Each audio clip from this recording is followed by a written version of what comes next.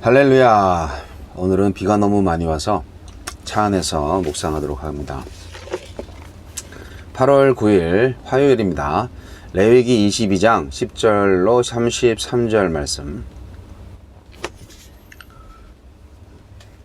일반인은 성물을 먹지 못할 것이며 제사장의 객이나 품꾼도 다 성물을 먹지 못할 것이니라. 그러나 제사장이 그의 돈으로 어떤 사람을 샀으면 그는 그것을 먹을 것이며 그의 집에서 출생한 자도 그렇게 하여 그들이 제사장의 음식을 먹을 것이며 제사장의 딸이 일반인에게 출가하였으면 거제의 성물을 먹지 못하되 만일 그가 과부가 되든지 이혼을 당하든지 자식이 없이 그의 친정에 돌아와서 젊었을 때와 같으면 그는 그의 아버지 몫의 음식을 먹을 것이나 일반인은 먹지 못할 것이니라. 만일 누가 부지 중에 성물을 먹으면 그 성물에 그것의 5분의 1을 더하여 제사장에게 줄지니라. 이스라엘 자손이 여호와께 드리는 성물을 그들은 속되게 하지 말지니 그들이 성물을 먹으면 그 죄로 인하여 형벌을 받게 할 것이니라. 나는 그 음식을 거룩하게 하는 여호와이니라. 여호와께서 모세에게 말씀하여 이르시되 아론과 그의 아들들과 이스라엘 온 족속에게 말하여 이르라. 이스라엘 자손이나 그 중에 거류하는 자가 서원 제물이나 자원 제물로 번제와 더불어 여호와께 예물로 드리려거든 기쁘게 받으심이 되도록 소나 양이나 염소의 흠 없는 수컷으로 드릴지니 흠 있는 것은 무엇이나 너희가 드리지 말 것은 그것이 기쁘게 받으심이 되지 못할 것임이니라. 만일 누구든지 서원한 것을 갚으려 하든지 자의로 예물을 드리려 하여 소나 양으로 화목제물을 여호와께 드리는 자는 기쁘게 받으심이 되도록 아무 흠이 없는 온전한 것으로 할지니 너희는 눈먼 것이나 상한 것이나 지체에 배임을 당한 것이나 종기 있는 것이나 습진 있는 것이나 비루 먹은 것을 여호와께 드리지 말며 이런 것들은 제단 위에 화제물로 여호와께 드리지 말라. 소나 양의 지체가 더하거나 덜하거나 한 것은 너희가 자원 제물로는 쓰려니와 서원 제물로 드리면 기쁘게 받으심이 되지 못하리라. 너희는 고환이 상하였거나 치였거나 터졌거나 배임을 당한 것은 여호와께 드리지 말며 너희의 땅에서는 이런 일을 행하지도 말지며 너희는 외국인에게서도 이런 것을 받아 너희의 하느님의 음식으로 드리지 말라. 이는 결점이 있고 흠이 있는 것인즉 너희를 위하여 기쁘게 받으심이 되지 못할 것임이니라.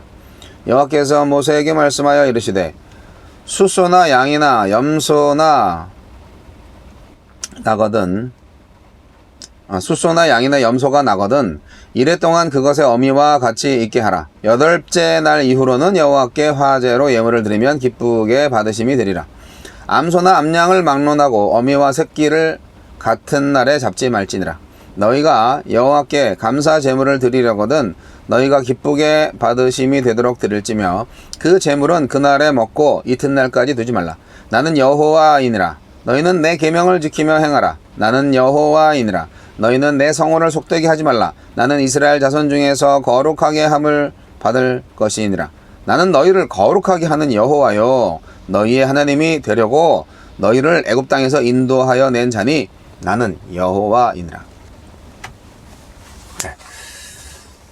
거룩한 음식을 먹는 사람들, 성물은 제사장과 그의 가족에게만 허락되는 반면 화목제물은 제사를 드리는 사람과 이웃에게도 허락됩니다. 백성 모두 성물로 하느님의 거룩함에 동참합니다. 우리에게 주시는 교훈은 무엇입니까? 성물은 11조와 더불어서 기업이 없는 제사장의 수입원이었습니다. 일반인은 제사장의 성물을 먹을 수 없었습니다. 일반인에게 출가한 제사장의 딸과 제사장의 객이나 품꾼에게도 허락되지 않았습니다. 좋은 것이라고 다 가져야 하는 것은 아닙니다. 원한다고 다 해야 하는 것도 아닙니다. 하나님이 정해주신 것만 소유하고 하나님이 허락하신 것만 누릴 때 가장 행복합니다. 과도한 욕망이 하나님이 기뻐하시는 경계를 넘지 못하도록 스스로 절제합시다. 신체적 흠이 있는 제사장들이 성소에 들어가 제사를 드릴 수 없던 것처럼 흠이 있는 동물을 제물로 드릴 수 없었습니다. 제사를 드릴 수 없는 제사장의 신체 조건이 제물로 바칠 수 없는 동물의 조건과 동일한 것을 볼 수 있습니다. 제사를 드리는 제사장과 제사에 드릴 제물 모두 흠 없는 상태여야 합니다. 거룩함의 의미를 체득해 나가는 이스라엘 백성에게 눈에 보이는 육신의 온전함을 요구하시므로 그들이 지켜야 할 성결을 강조하신 것입니다. 제사 드리는 중에 백성들이 목격한 온전함의 요구를 고스란히 마음과 삶에 담도록 하신 것입니다. 우리는 흠없는 제사장이시자 흠없는 제물이신 예수님을 통해 거룩한 하나님의 백성으로 온전해질 수 있습니다. 나를 하나님께 드리기에 온전치 못한 존재가 되게 하는 흠이 있다면 어서 돌이켜 바로 잡읍시다. 이웃과 함께 제물의 고기를 먹어야 하는 화목 제물의 온전함이 강조됩니다. 흠없는 제물을 드리고 흠없는 제물을 나눠야 합니다. 하나님을 향해 진실한 예배를 드리는 것만큼 이웃을 향해서도 진실한 삶을 살아야 합니다. 흠없는 짐승을 드리겠다고 태어난 지 8일도 안 된 새끼를 제물로 바치는 것은 금지됩니다. 되도록 1년 이상 된 새끼를 제물로 바쳐야 합니다. 어미와 새끼를 함께 제물로 바쳐서도 안 됩니다. 모든 제사에는 근본적으로 희생이 따르므로 그 희생에 대한 존중의 마음을 갖게 하신 것입니다. 주여, 주께서 허락하신 것만 누리고 주께서 허락하신 것, 주께서 기뻐하시는 것으로 드리며 주님의 거룩함을 담게 하소서. 자, 제사장은 뭐 레위 족속들이 원래 그랬죠. 땅을 분배받지 못했기 때문에 이스라엘 다른 지파들이 제사를 드리러 오지 않으면 레위 지파는 굶어 죽어요. 제사장은 특히 그랬을 거라고 생각이 됩니다. 그러니까 이제 백성들이 우상 숭배를 열심히 함으로써 하나님을 섬기는 일을 등한히 하고 제사 드리러 오지 않으면 굶어 죽죠. 예. 그게 참 오늘날하고 좀 비슷한가? 물론 오늘날은 영적인 의미가 확대됐기 때문에 좀 다릅니다. 모든 성도가 제사장이다 라고 하기 때문에 좀 다른 부분이 있는데, 이 구약적으로 생각을 해서 제사장이 목사고 일반 백성들이 성도다 뭐 이렇게 생각을 해가지고 제사장에게 좋은 것을 바치는 것, 물론 그것은 하나님께 바치는 거죠. 그런데 하나님께 바치는 일을 감당하는 자로서 그 대가를 받는 거죠. 하나님께 바쳐진 제물을 먹을 수 있는 권리를 갖는 것입니다. 예. 그건 뭐 어떻게 보면 당연한 권리라고 볼 수 있죠. 그래서 이제 주의 종 잘 섬기는 것이 복 받는 길이다 라는 한국에만 있는 그런 교리 아닌 비결로, 복 받는 비결로 이렇게 많이 전달되지 않았나 생각이 됩니다. 그러니까 어떤 면에서는 좀 구약적인 그 개념으로 우리가 하나님을 믿는 방법을 배운 거예요.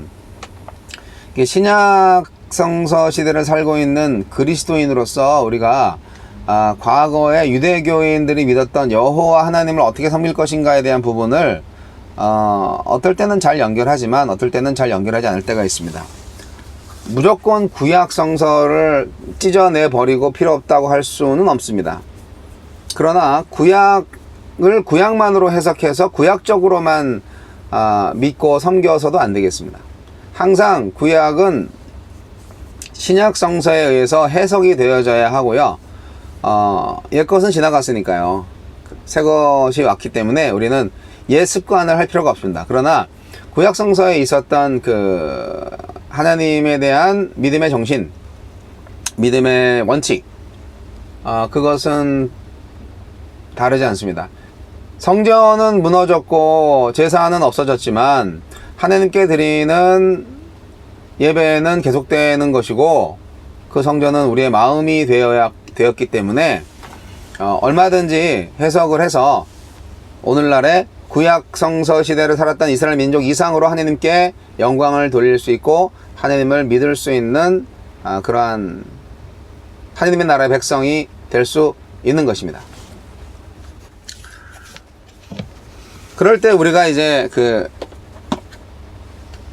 흠이 없는 제물로 예배를 하는 것을 무엇으로 해석을 해야 될까? 당연하죠. 흠이 없는 제물로 제사를 드리는 것처럼 우리가 살고 일하고 말하고 행동하고 생각하는 모든 것에 있어서 성실하게 흠이 없이 해야 된다 이거 아니에요.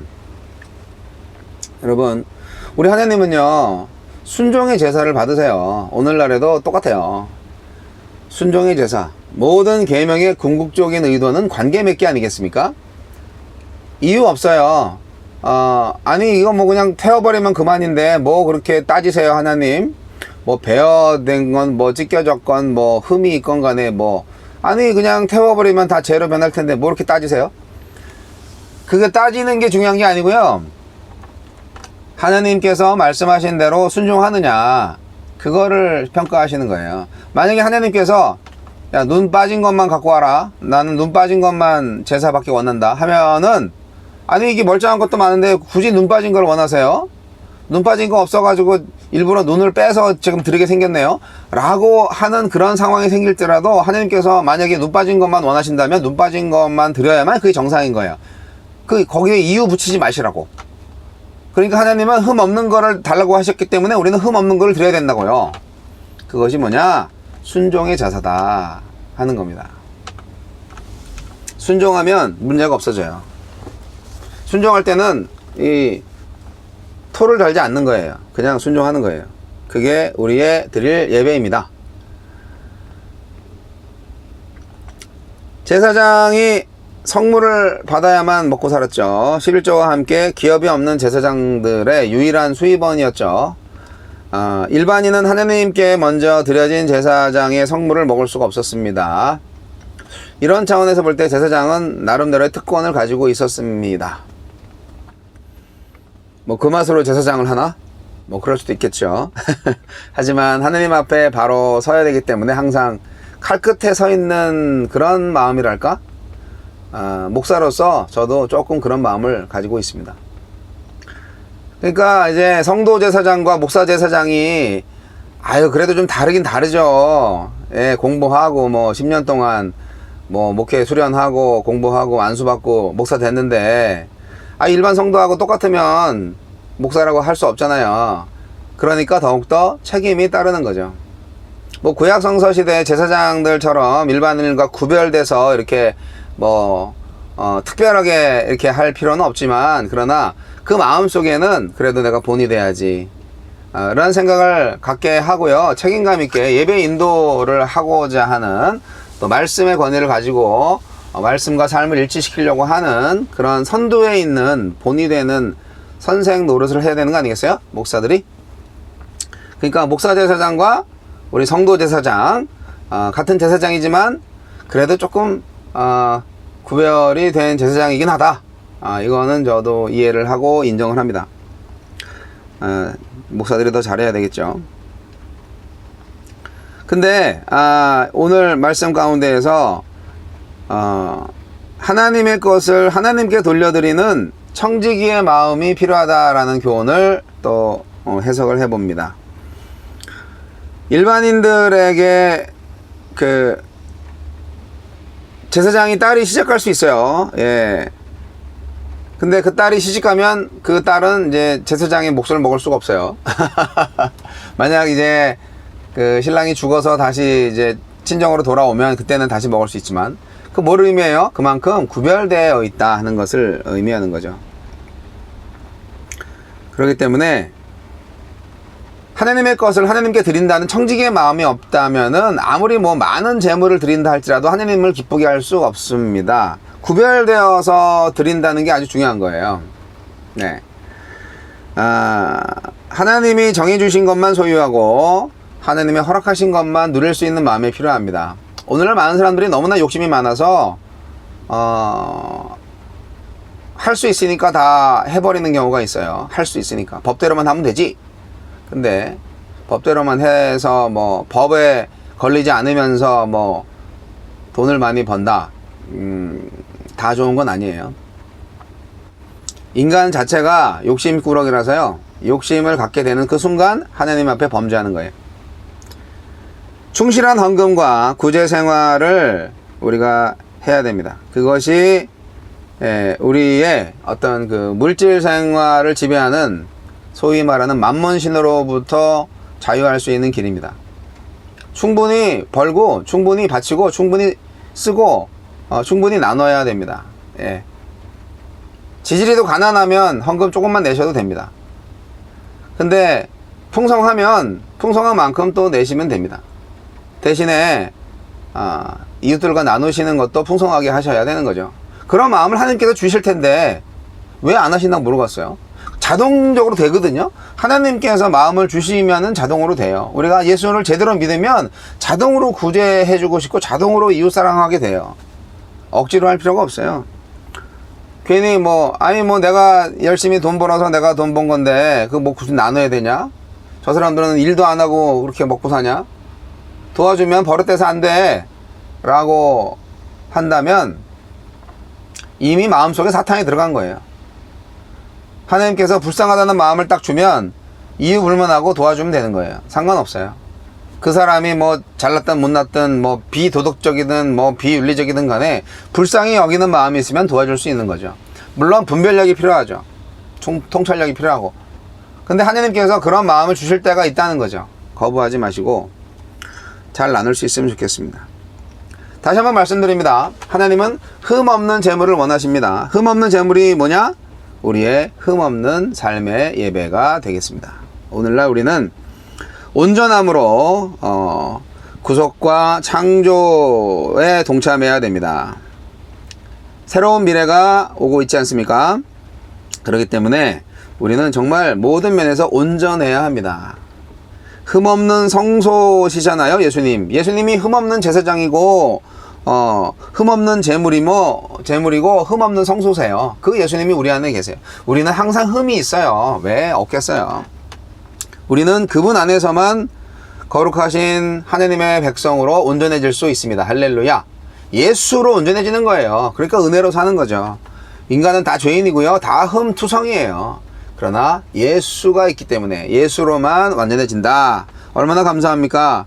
예수님을 의지하는 일, 그분의 구속의 능력으로 서는 일, 그리고 날마다 거룩해지고 온전해가는 삶이야말로 유일한 예배고 이것이 바로 새 창조, 새 역사 창조에 동참하는 일입니다. 오늘도 예수님과 동행하시면서 흠없는 제사가 되시기를 바랍니다.